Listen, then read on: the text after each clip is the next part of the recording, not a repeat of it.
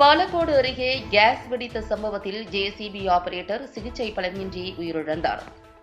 தருமபுரி மாவட்டம் மாரண்டள்ளி அடுத்த சீரியம்பட்டி கிராமத்தைச் சேர்ந்தவர் தொட்டன் மகன் மாதேசன். இவருக்கு வயது 52. இவரது மனைவி பொன்னி கடந்த 10 வருடங்களுக்கு முன்பே இறந்துவிட்டார். இவர்களுக்கு 2 மகன்கள் உள்ளனர். இந்த நிலையில் மாதேசன் வடமாநிலத்தில் ஜேசிபி ஆபரேட்டராக வேலை செய்து வருகிறார். இவர் கடந்த வாரம் குடும்பத்தினரை பார்க்க தனது சொந்த ஊரான சீரியம்பட்டி கிராமத்திற்கு வந்துள்ளார்.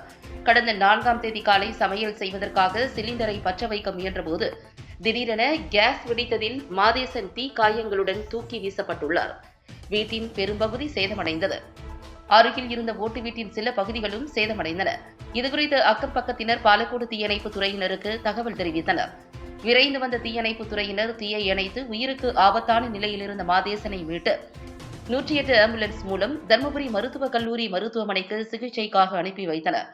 அங்கு தீவிர சிகிச்சை அளிக்கப்பட்டு வந்த நிலையில் இன்று காலை மாதேசன் சிகிச்சை பலனின்றி உயிரிழந்தார். இதுகுறித்து மாரண்டள்ளி போலீசார் வழக்கு பதிவு செய்து விசாரித்து வருகின்றனர்.